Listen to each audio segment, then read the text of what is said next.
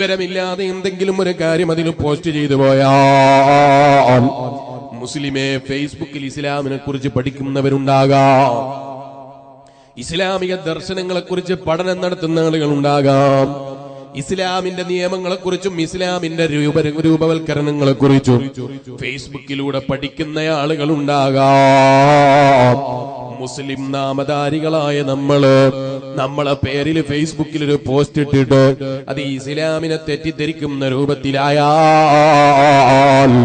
നമ്മൾ അവരെ ഇസ്ലാമിലേക്ക് കടന്നു വരുന്നതിന് തടസ്സം സൃഷ്ടിച്ചവരാണ് കേട്ടോ. വളരെ ചിന്തിച്ചിട്ടല്ലാതെ എഴുതി പോകരുത്. നമ്മളൊരു കാര്യം എഴുതിയിട്ട് ആരെങ്കിലും ആ ഫേസ്ബുക്ക് എടുത്ത് വായിക്കുമ്പോ മുസ്ലിം നാമധാരികളായ നമ്മളെ പേരിൽ ഒരു പോസ്റ്റ് കണ്ടതിന്റെ പേരിൽ ഇസ്ലാമിലേക്ക് കടന്നു വരാതിരുന്നാൽ, ഇസ്ലാമിനെ കുറിച്ച് തെറ്റിദ്ധരിച്ചു പോയാൽ, തീവ്രവാദം എഴുതി വെച്ചിട്ട് ഫേസ്ബുക്കിൽ തീവ്രവാദം എഴുതി വിട്ടിട്ട് അത് കണ്ടിട്ടാരെങ്കിലും ഇസ്ലാമിനെ തെറ്റിദ്ധരിച്ചു പോയാൽ, ഓ മുസ്ലിമേ, ഹബീബായ നബി മുഹമ്മദുർ റസൂലുള്ളാഹി സല്ലല്ലാഹു അലൈഹി വസല്ലമ തങ്ങൾ അവിടുത്തെ മുൻപല്ല് സമ്മാനിച്ച് വളർത്തിയ ദീനാണ് കേട്ടോ. അവിടുത്തെ ശരീരത്തിൽ നിന്ന് രക്തം വാർന്നൊഴുകിയിട്ട് വളർത്തിയ ദീനാണ് കേട്ടോ. ആ ദീനിന് നമ്മുടെ വാക്കുകൊണ്ടോ നമ്മൾ ഫേസ്ബുക്കിൽ എഴുതുന്ന കമന്റ് കൊണ്ടോ എന്തെങ്കിലും ഒരു തെറ്റിദ്ധാരണ വന്നു പോയാൽ മുസ്ലിമേ, നമ്മളതിന് റബ്ബിനോട് മറുപടി പറയേണ്ടി വരുമെന്ന കാര്യത്തിൽ സംശയം വേണ്ട. നിങ്ങൾ നോക്ക്, അഷ്റഫുൽ ഖൽഖ് മുഹമ്മദുർ റസൂലുള്ളാഹി സല്ലല്ലാഹു അലൈഹി വസല്ലം തങ്ങളും അവിടുത്തെ സ്വഹാബത്തും അവരുടെ ജീവിതം സമർപ്പിച്ച് വളർത്തിയ ദീനല്ലേ. നിങ്ങൾ നോക്കുക, അതേ കാസർഗോഡ് ജില്ലയിലെ തളങ്കരയില് അന്ത്യവിശ്രമം കൊള്ളുന്ന മഹാനല്ലേ മാലിക് ഇബ്നു ദീനാർ റളിയല്ലാഹു അൻഹു കേരളത്തിലേക്ക് വന്നത് എങ്ങനെയാണ്? ഫ്ലൈറ്റിലല്ല, വിമാനത്തിലല്ല, വ്യാപാര യാത്രയൊന്നില്ല. അങ്ങനെ ഫ്ലൈറ്റിന്റെ സംവിധാനം തന്നെ ഇല്ല. ഇന്ന് കാണുന്ന പ്രൊട്ടക്ഷനുള്ള കപ്പലുകളില്ല, സമുദ്രയാത്രയില്ല. ഞാൻ ഇങ്ങനെ ചിന്തിച്ചു പോയി. ഞാൻ അതേ വീട്ടിൽ നിന്നിറങ്ങിയതിന്റെ ശേഷം എന്റെ ഉമ്മ ഏകദേശം ഒരു 4 വട്ടം എന്നെ വിളിച്ചിട്ടുണ്ടാകും. അതേ വീട്ടിൽ നിന്ന് ഇറങ്ങിയതിന്റെ ശേഷം എന്റെ ഭാര്യ എന്നെ 2 വട്ടം വിളിച്ചിട്ടുണ്ടാകും, അല്ലെങ്കിൽ 3 വട്ടം വിളിച്ചിട്ടുണ്ടാകും. ഞാൻ ഇന്നലെ എന്റെ വീട്ടിൽ നിന്നിറങ്ങിയതാണ്. ഇതിന്റെ ഇടയിൽ എന്നെ 2ഉം 3ഉം വട്ടം ഭാര്യയും ഉമ്മയും ഒക്കെ വിളിച്ചുപോയി, ചേട്ടൻ വിളിച്ചുപോയി, അനുജന്മാര് വിളിച്ചുപോയി. മാലിക് ഇബ്നു ദീനാർ റളിയല്ലാഹു അൻഹു കേരളത്തിലേക്ക് വരുമ്പോ കുടുംബങ്ങളോടൊന്നിച്ചു വന്നതല്ല,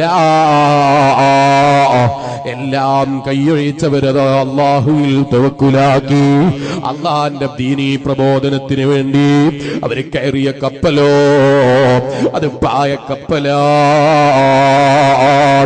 എണ്ണയടിച്ചോടുന്ന വാഹനമല്ല, പെട്രോളിലോടുന്ന വാഹനമല്ല, കാറ്റിന്റെ ദിശയിൽ സഞ്ചരിക്കുന്ന പായക്കപ്പലിൽ കയറിയിട്ട് അള്ളാന്റെ ദീനിന് വേണ്ടി അവർക്ക് ഇറങ്ങി. സയ്യിദുനാ മാലിക് ഇബ്നു ദീനാർ, ഉറക്കെ സയ്യിദുനാ മാലിക് ഇബ്നു ദീനാർ റളിയല്ലാഹു അൻഹു, തമീമുൽ അൻസാരി തങ്ങള്, മാലിക് ഇബ്നു ഹബീബ് തങ്ങള്, തമീമുദ്ദാരി തങ്ങള്, അതുപോലെ മുആദ് ഇബ്നു ജബൽ തങ്ങള് തുടങ്ങിയ സ്വഹാബത്ത് മുഴുവനും ലോകത്തിന്റെ നാനാദിക്കുകളിലേക്ക് ഇസ്ലാമിക പ്രബോധനത്തിനിറങ്ങി. അതേ കപ്പലിൽ യാത്ര ചെയ്തവരാണ്. ഏത് കപ്പലിൽ? പായക്കപ്പലിൽ യാത്ര ചെയ്തവരാണ്, കുതിരപ്പുറത്ത് സവാരി ചെയ്തവരാണ്. മക്കളെ വിവരമന്വേഷിക്കാൻ അവരെ കയ്യിൽ സംവിധാനമില്ല, കുടുംബങ്ങളെ വിവരമന്വേഷിക്കാൻ അവരെ കയ്യിൽ സംവിധാനങ്ങളില്ല, അവരെ കയ്യിൽ ഉപയോഗപ്പെടുത്താനുള്ള വസ്തുക്കളില്ല. അവരെല്ലാം അല്ലാഹുവിൽ ഭാരമേൽപ്പിച്ച് നമ്മൾ ഉപ്പാപ്പമാർക്ക് ഈമാൻ കിട്ടാൻ, നമുക്ക് ഈമാൻ കിട്ടാൻ, ഈമാനിന്റെ വെളിച്ചമെത്തിക്കാൻ കേരളത്തിലും ഇന്ത്യയുടെ പല ദിക്കുകളിലും ലോകത്തിന്റെ പല ദിക്കുകളിലും അവരിറങ്ങി തിരിച്ചു വളർത്തിയ ദീനാണ് മുസ്ലിമേ. അറിവില്ലെങ്കിൽ ഇസ്ലാമിനെ കുറിച്ച് അറിവില്ലാത്തത് എഴുതി വിട്ടിട്ട് ഇസ്ലാമിനെ തെറ്റിദ്ധരിപ്പിക്കരുത് കേട്ടോ. ഒരു കാര്യം എഴുതുമ്പോ ആലോചിച്ചിട്ടല്ലാതെ എഴുതരുത്. അവര് പലതേ ദീന് ജീവിതം കൊടുത്ത് വളർത്തിയ ദീനാണ്. ആ ദീനിന് പോറല് സംഭവിക്കുന്നൊരു വാക്ക് നമ്മൾ സംസാരിക്കരുത്. ആ ദീനിനൊരു പോറല് സംഭവിക്കുന്നൊരു വാക്ക് നമ്മളെ നാവ് കൊണ്ട് പറയരുത്, നമ്മളെ പ്രവൃത്തിയിൽ ഉണ്ടാകരുത്. പ്രത്യേകിച്ച് ഫേസ്ബുക്കിൽ എഴുതരുത്, വാട്സപ്പിൽ നമ്മൾ കമന്റ് എഴുതരുത്, അത്തരം വാർത്തകൾ നമ്മൾ ഫോർവേഡ് ചെയ്യരുത്. ഇസ്ലാമിനെ തെറ്റിദ്ധരിച്ചു പോയാൽ നമ്മളെ വാക്കുകൊണ്ടോ പ്രവൃത്തി കൊണ്ടോ ഇസ്ലാമിനെ തെറ്റിദ്ധരിച്ചു പോയാൽ നമ്മളതിന് 100% ഉത്തരവാദികളോ.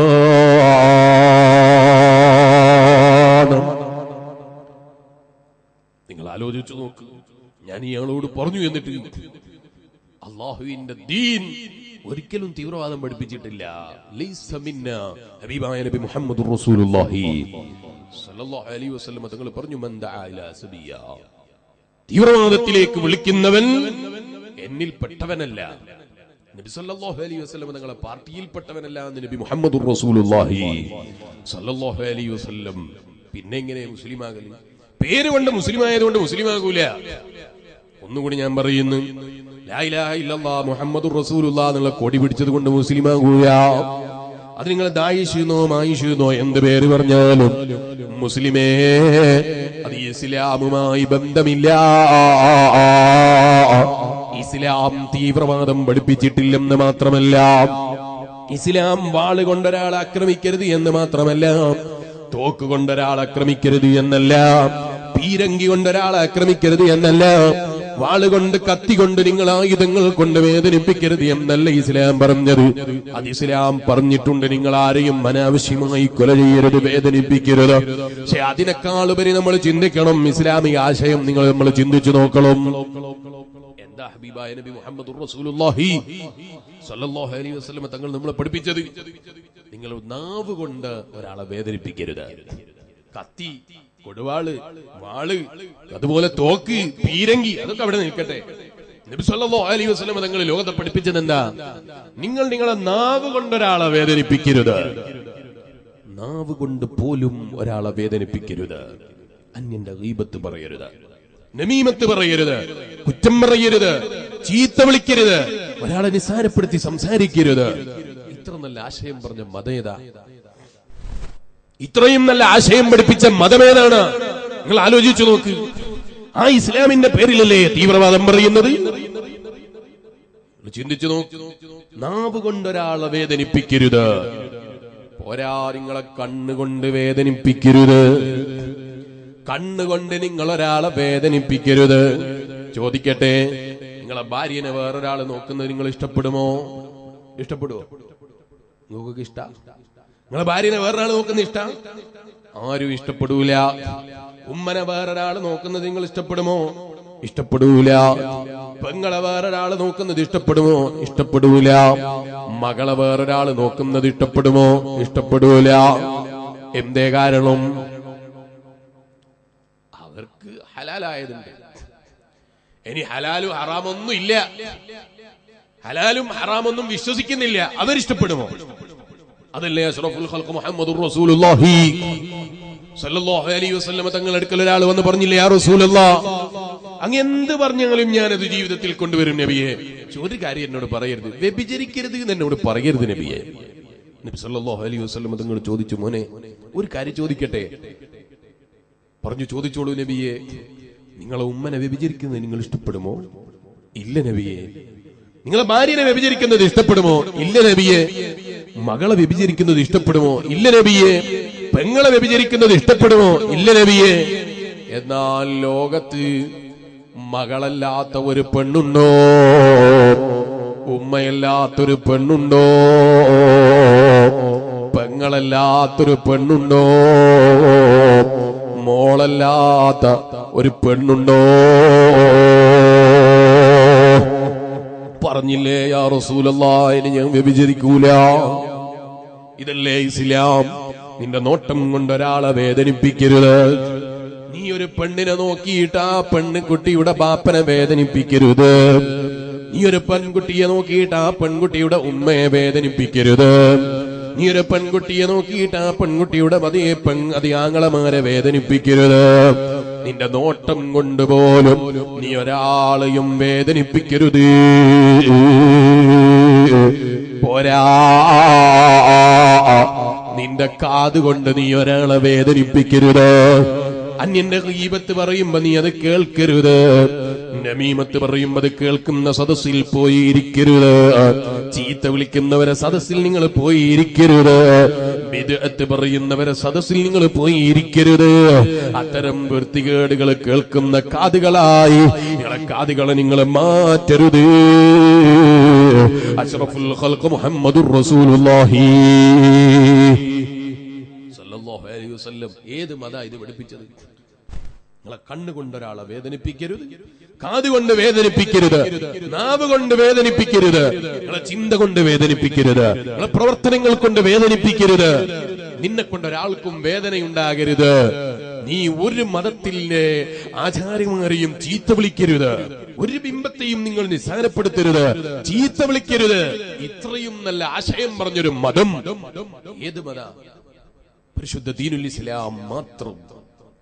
ആ ഇസ്ലാമിനെ കുറിച്ചാണ് തീവ്രവാദത്തിന്റെ മതമാണെന്ന് ലോകം മുദ്ര കുത്തിക്കൊണ്ടിരിക്കുന്നത്.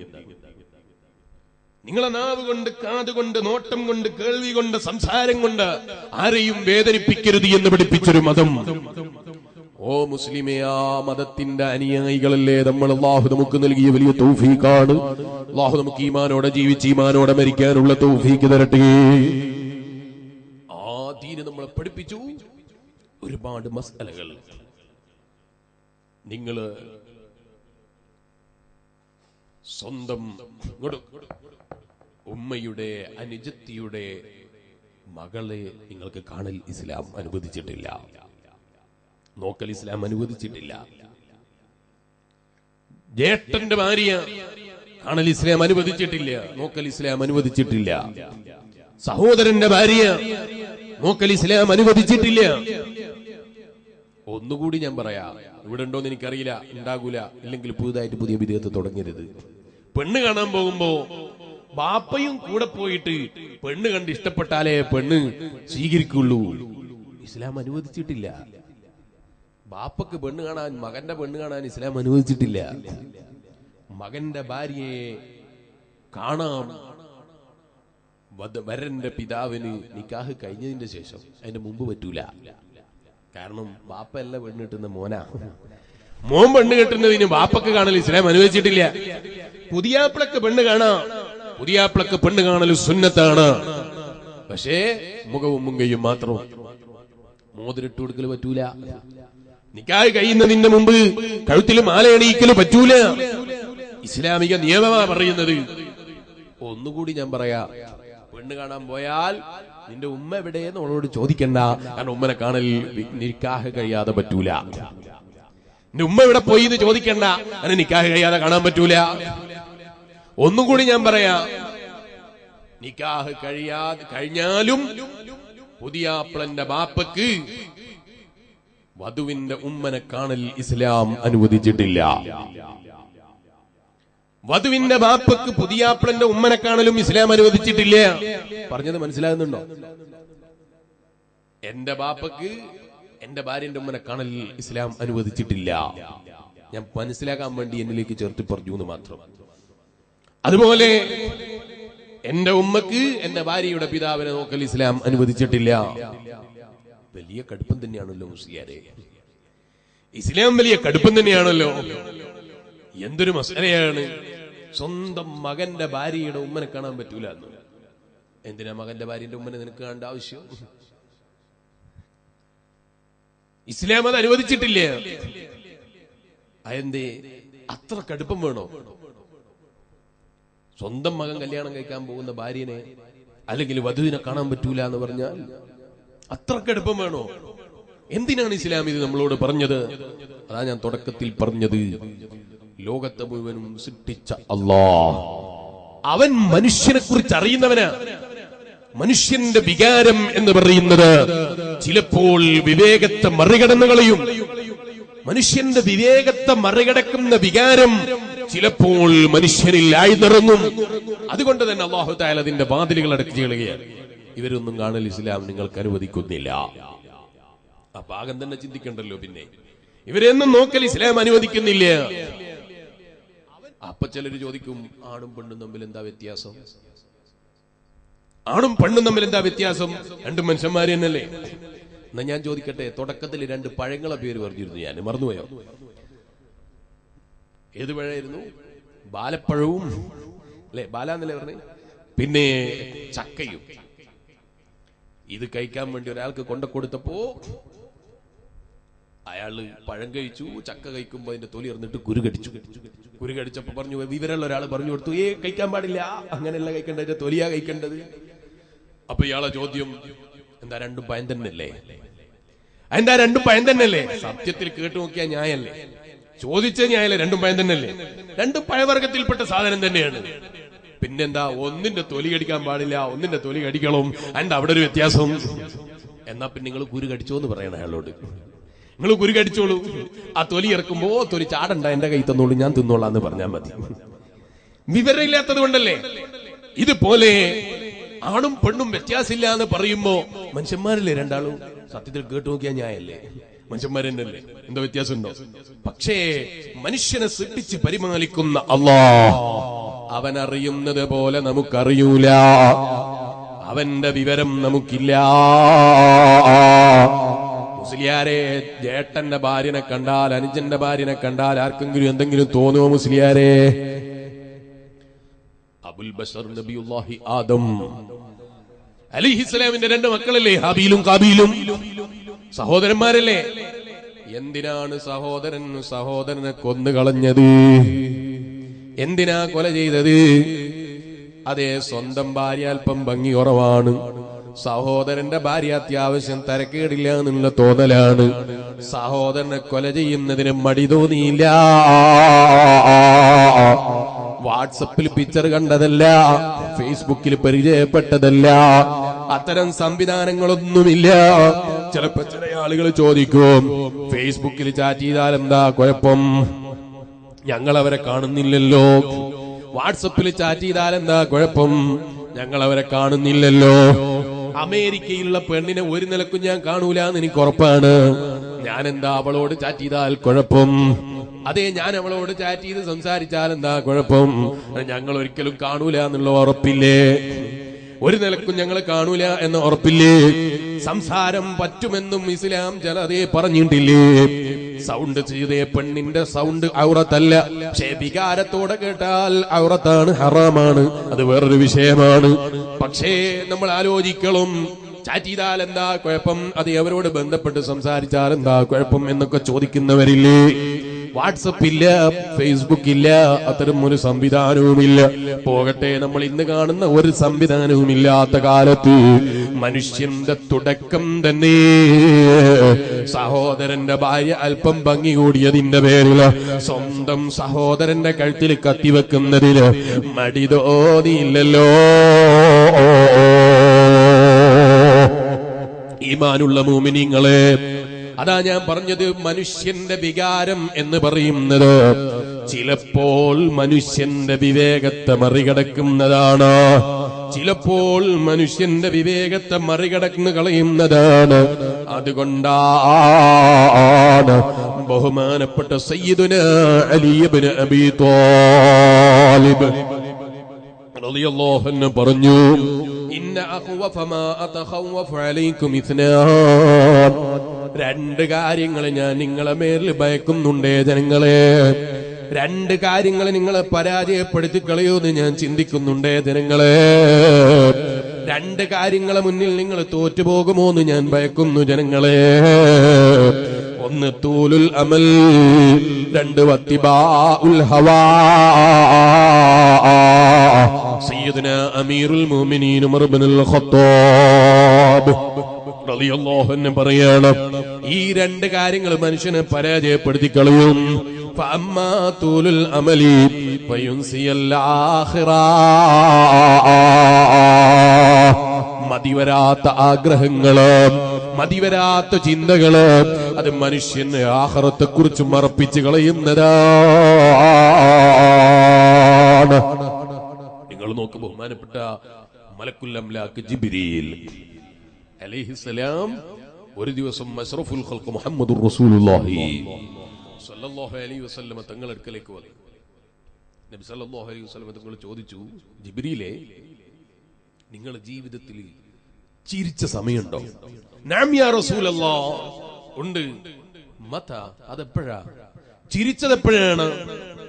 ജിബ്രീൽ അലൈഹിസ്സലാം പറഞ്ഞു, ഞാൻ മനുഷ്യരെ കുറിച്ച് ചിന്തിച്ചപ്പോൾ ചിരിച്ചുപോയി, മനുഷ്യനെ കുറിച്ച് ആലോചിച്ചപ്പോൾ ചിരിച്ചുപോയി. എന്നിട്ട് ജിബ്രീൽ പറഞ്ഞു, നബിയേ, ജനിച്ചു വീണ മനുഷ്യൻ മരണം വരെ തേടിക്കൊണ്ടിരിക്കുന്നു, ജനിച്ചു വീണ മനുഷ്യൻ മരണം വരെ അന്വേഷിച്ചു കൊണ്ടിരിക്കുന്നു.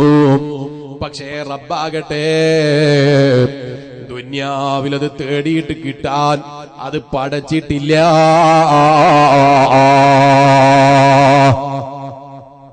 അല്ലാഹു തആല ദുനിയാവിൽ അത് പടച്ചിട്ടില്ല. പക്ഷെ ജനിച്ചു വീണത് മുതൽ മരണം വരെ മനുഷ്യൻ അതും തേടി നടക്കുക. എവിടെണ്ട് കിട്ടാനെന്ന ആലോചന, എവിടെ കിട്ടും എന്ന അന്വേഷണത്തിലാണ് മനുഷ്യൻ. മലക്കുൽ അംലാഖ് ജിബ്രീൽ അലൈഹിസ്സലാം പറയാണ്, അത്തരം അല്ലാഹ് സൃഷ്ടിക്കാത്ത ഒരു കാര്യത്തിന് വേണ്ടി തേടിക്കൊണ്ടിരിക്കുന്ന മനുഷ്യനെ കുറിച്ച് ഞാൻ ആലോചിച്ചപ്പോ ചിരിച്ചുപോയി. അല്ലാഹ് സൃഷ്ടിച്ചിട്ടില്ല, അല്ലാഹ് ദുനിയാവിൽ അത് വെച്ചിട്ടില്ല, അങ്ങനെ സ്ഥിരമായി അല്ലാഹു തആല പഠിച്ചു കൊടുത്തിട്ടില്ല. പക്ഷെ മനുഷ്യനോ ജനിച്ചു വീണതിനു മുതൽ മരണം വരെ അതിന്റെ പിന്നാലെ ഓടുക. നബി സല്ലല്ലാഹു അലൈഹി വസല്ലം ഫതഅജ്ജബ നബി സല്ലല്ലാഹു അലൈഹി വസല്ലം, നബി സല്ലല്ലാഹു അലൈഹി വസല്ലം നിങ്ങൾ അത്ഭുതപ്പെട്ടു പോയി. ബുദ്ധിയുണ്ട് എന്ന് പറയുന്ന മനുഷ്യൻ, ചിന്തയുണ്ട് എന്ന് പറയുന്ന മനുഷ്യൻ, ആലോചനയുണ്ട് എന്ന് പറയുന്ന മനുഷ്യൻ, ആ മനുഷ്യൻ തന്നെയല്ലേ ഈ പറഞ്ഞത്? ജനിച്ചു വീണത് മുതൽ മരണം വരെ അവൻ അന്വേഷിച്ചുകൊണ്ടിരിക്കുന്ന ഒരു കാര്യം അള്ളയാകട്ടെ അത് പഠിച്ചതുമില്ല. നബി സല്ലല്ലാഹു അലൈഹി വസല്ലം നിങ്ങൾ അത്ഭുതത്തോടെ ചോദിച്ചു, യാ ജിബ്രീൽ, അതെന്താ, എന്താണത്?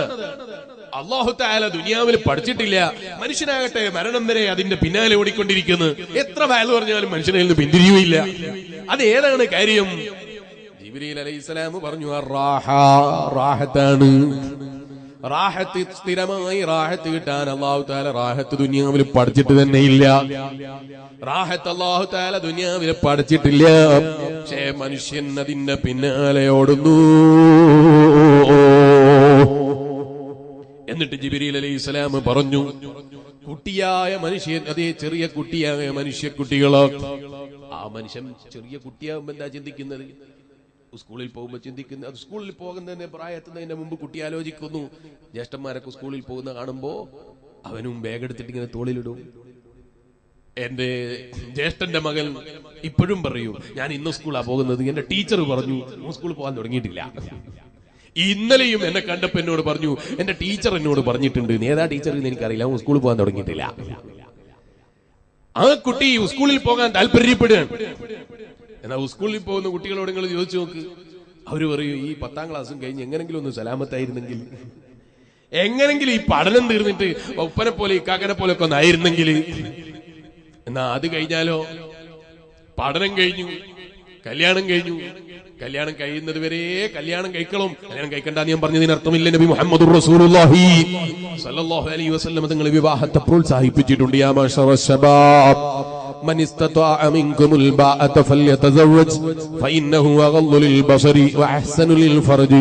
നബി മുഹമ്മദുർ റസൂലുള്ളാഹി യുവാക്കളെ പ്രത്യേകം വിളിച്ച് പറയാണ്, യാ മാശറ ശബാബ്, ഓ യുവാക്കളെ, മൻ ഇസ്തതാഅ മിൻകുമുൽ ബാഅത ഫല്യതസവ്വജ്, നിങ്ങളെ കയ്യിൽ ചെലവിന് കൊടുക്കാനുള്ള പണമുണ്ടോ, മഹറിന് കൊടുക്കാനുള്ള പണമുണ്ടോ, നിങ്ങൾ വിവാഹം കഴിക്കണേ. നബി മുഹമ്മദുർ റസൂലുള്ളാഹി. മുസ്ലിയാരെ, വിവാഹം കഴിക്കാനുള്ള മഹറിന്റെ പണമില്ല, തൽക്കാലം ഫേസ്ബുക്കും നെറ്റൊക്കെ ഒന്ന് ഒഴിവാക്കിയിട്ട് ആ പണം കൂട്ടിവെച്ചോ. അത് എടുത്തു വെക്കുന്നതിന് പ്രതിഫലം കിട്ടാൻ കാരണമാണ്. മഹർ കൊടുക്കാൻ വേണ്ടി, ഭാര്യക്ക് മഹർ കൊടുക്കാൻ വേണ്ടി നബി സല്ലല്ലാഹു അലൈഹി വസല്ലം തങ്ങളെ സുന്നത്ത് ജീവിതത്തിൽ കൊണ്ടുവരണം. അതിന് കല്യാണം കഴിക്കണമെങ്കിൽ മഹർ കൊടുക്കണം. അതിനുവേണ്ടി ജീവിതത്തിൽ അധ്വാനിക്കുന്ന പണം മാറ്റിവെക്കുന്നു. ആ വകയിൽ നിനക്ക് പ്രതിഫലമുണ്ട് കേട്ടോ. ആഖിറത്തിൽ അല്ലാഹ് സവാബ് തരുന്നുണ്ട് കേട്ടോ. അതേ സ്ഥാനത്ത് ഫേസ്ബുക്കിലോ വാട്സപ്പിലോ നീ ഒരു അന്യവീട്ടിനോട് ചാറ്റ് ചെയ്യുകയോ സംസാരിക്കുകയോ ചെയ്താലോ അതിന് ശിക്ഷയും തരുന്നുണ്ട്. പക്ഷേ ഇസ്ലാം വിവാഹത്തെ പ്രോത്സാഹിപ്പിച്ചു. യുവാക്കളെ വിളിച്ചിട്ട് നബി സല്ലല്ലാഹു അലൈഹി വസല്ലം നിങ്ങൾ പറയാണ്, മൻ ഇസ്തത്വഅ മിൻകുമുൽ ബാഅത ഫല്യതസവ്വജ് ഫഇന്നഹു അഗദ്ദു ലിൽ ബസരി. നിങ്ങൾക്ക് കണ്ണിന് കുളിർമ കിട്ടാൻ നല്ലതാണ് കേട്ടോ, ജീവിതത്തിലെ സന്തോഷത്തിന് നല്ലതാണ് കേട്ടോ, ജീവിതത്തിലെ പ്രയാസങ്ങൾ നീങ്ങാൻ നല്ലതാണ് കേട്ടോ, ജീവിതത്തിലെ വിഷമങ്ങൾ പങ്കുവെക്കാൻ ഒരു പങ്കാളി നല്ലതാണ് കേട്ടോ. നിങ്ങൾ ആ ഉറത്തിലുള്ള അവയവങ്ങളെ സൂക്ഷിക്കാൻ, ആ അവയവങ്ങളെ നല്ല നിലക്ക് കൊണ്ടു നടക്കാൻ നിങ്ങൾക്കത് നല്ലതാണ് കേട്ടോ. അഷ്റഫുൽ ഖൽഖ് ത്വഹ മുഹമ്മദുർ റസൂലുള്ളാഹി സല്ലല്ലാഹു അലൈഹി വസല്ലം എന്ന് മാത്രമല്ല, ബഹുമാനപ്പെട്ട അതേ സയ്യിദുനാ അബൂബക്കർ സിദ്ദീഖ് റളിയല്ലാഹു അൻഹു അടക്കമുള്ള, ഉമർ ഇബ്നുൽ ഖത്താബ് റളിയല്ലാഹു അൻഹു അടക്കമുള്ള ഒരു കൂട്ടം സ്വഹാബത്ത് നബി സല്ലല്ലാഹു അലൈഹി വസല്ലമ തങ്ങളുടെ ഭാര്യമാരുടെ അടുക്കലേക്ക് പോയി ചോദിച്ചു. അവരെ ഭാര്യമാരോട് നബി സല്ലല്ലാഹു അലൈഹി വസല്ലമ തങ്ങളെ രാത്രി എങ്ങനെയാണ് അവര് വിശദീകരിച്ചു കൊടുത്തു. പറഞ്ഞു കൊടുത്തപ്പോൾ സ്വഹാബത്ത് ഭയപ്പെട്ടു പോയി. കാരണം നബി സല്ലല്ലാഹു അലൈഹി വസല്ലമ തങ്ങള് രാത്രിയിൽ നീണ്ട നിസ്കാരം നിർവഹിക്കുന്നുണ്ട്. സ്വഹാബത്ത് ഇത് കേട്ടപ്പോൾ സഹാബത്തിന്റെ കൂട്ടത്തിൽ ചിലരങ്ങ് പറഞ്ഞു പോയി, ലാ അതസവ്വജ്, ഞങ്ങൾ വിവാഹം കഴിക്കുന്നില്ല, ലാ അക്കുലുൽ ലഹം, ഞങ്ങൾ ഭക്ഷണം കഴിക്കൂല, ഞങ്ങൾ മാംസം കഴിക്കൂല, മാംസം ഒഴിവാക്കും, കല്യാണം കഴിക്കൂല, അങ്ങനെ കുറെ കാര്യങ്ങൾ പറഞ്ഞു സഹാബത്ത്. നബി സല്ലല്ലാഹു അലൈഹി വസല്ലമ തങ്ങളും അതേ സഹാബത്തിന് ഒരുമിച്ച് കൂട്ടിയിട്ട് ചോദിച്ചു, മബാലു അഖ്വാമിൽ, അതേ ഒരു കൂട്ടം ആളുകളുടെ അവസ്ഥ എന്താണ്? അതേ ഞാൻ മുതസവ്വിജാണ്, ഞാൻ കല്യാണം കഴിച്ചവനാണ്, ഞാൻ മാംസം ഭക്ഷിക്കുന്നവനാണ്, ഞാൻ അതേ ഭക്ഷണം കഴിക്കുന്നവനാണ്. പക്ഷെ ചിലര് ഞാൻ ഭക്ഷണം കഴിക്കൂല എന്ന് പറയുന്നു, അതേ ചിലര് അവര് അതേ കല്യാണം കഴിക്കൂല എന്ന് പറയുന്നു. അതേ കല്യാണം എന്ന് പറയുന്നത് എന്റെ ചര്യയാണ് സ്വഹാബ, എന്റെ സുന്നത്താണ് സ്വഹാബ, എന്റെ സുന്നത്ത് മുറുകെ പിടിച്ചോ. എന്റെ സുന്നത്തിനെ മറികടക്കുന്ന ചിന്ത അത് വേണ്ടതില്ല. അഷ്റഫുൽ ഖൽഖ് ത്വഹ മുഹമ്മദുർ റസൂലുള്ളാഹി സല്ലല്ലാഹു അലൈഹി വസല്ലം കല്യാണത്തിന് പ്രോത്സാഹിപ്പിക്കുകയാ, കല്യാണം കഴിക്കാൻ വേണ്ടി പറയാണ്. പക്ഷേ ഞാൻ പറഞ്ഞു വന്നത്, കല്യാണം കഴിക്കാത്തവൻ ചിന്തിക്കുന്നു കല്യാണം കഴിക്കണം, അല്ലേ? കല്യാണം കഴിക്കണം. ജിബ്രീൽ അലൈഹിസ്സലാം പറയാണ്, അവൻ ചിന്തിക്കുന്നു എനിക്കൊരു നല്ല കല്യാണം വേണം, നല്ലൊരു ഭാര്യനെ വേണം. കല്യാണം കഴിഞ്ഞാലോ ജിബ്രീൽ അലൈഹിസ്സലാം പറയുന്നു, എനിക്ക് കല്യാണം കഴിക്കാത്ത ആ പ്രായത്തിലേക്ക് മടങ്ങേണ്ടിയിരുന്നു, കല്യാണമൊക്കെ കഴിയുന്നതിന്റെ മുമ്പുള്ള ഒറ്റക്കുള്ള ജീവിതം കിട്ടേണ്ടിയിരുന്നു. അവൻ അതേ ഒറ്റക്കുള്ള സമയത്ത് ചിന്തിച്ചതോ അതെ എനിക്ക് ചെറിയ കുട്ടിയെ പോലെ ആകേണ്ടിയിരുന്നു. എന്റെ മോനിക്ക് എന്തൊരു സുഖമാണ്, അവനെ പോലെ ഒന്നും ചിന്തിക്കേണ്ടതില്ല, ഒന്നും ആലോചിക്കേണ്ടതില്ല. 2 ഉം 3 ഉം വയസ്സുള്ള കുട്ടികളെ നോക്കിയിട്ട് അവനെ പോലെ ആയിരുന്നെങ്കിലും നാശിക്കുന്ന സമയം മനുഷ്യന്റെ ജീവിതത്തിലുണ്ട്. മലക്കുൽ അംലാക്ക് ജിബ്രീൽ അലൈഹിസ്സലാം മനുഷ്യന് അല്ലാഹു തആല റാഹത്ത് എന്ന് പറയുന്നത് ദുനിയാവിൽ അല്ലാഹു കൊടുത്തിട്ടില്ല. എന്ന് പറഞ്ഞാൽ മനുഷ്യന്മാർക്ക് തീരെ റാഹത്തില്ല എന്നാണോ? അങ്ങനെയും പറഞ്ഞതിനർത്ഥമില്ല. റാഹത്ത് എന്ന് പറയുന്നത് നമ്മുടെ മനസ്സിന്റെ നിയന്ത്രണം പോലെയാണ്. ഒരു മുഅ്മിനായ മനുഷ്യന്റെ മനസ്സ് എപ്പോഴും സമാധാനത്തിലാണ്, എപ്പോഴും സന്തോഷത്തിലാണ്. പക്ഷേ വലിയ പ്രതീക്ഷ മനസ്സിലുണ്ട്. അപ്പുറം നോക്കുമ്പോൾ അവന്റെ മനസ്സിൽ വലിയ നരകത്തെക്കുറിച്ചുള്ള വേജാറും വെപ്രാളവുമുണ്ട്. നബി മുഹമ്മദുർ റസൂലുള്ളാഹി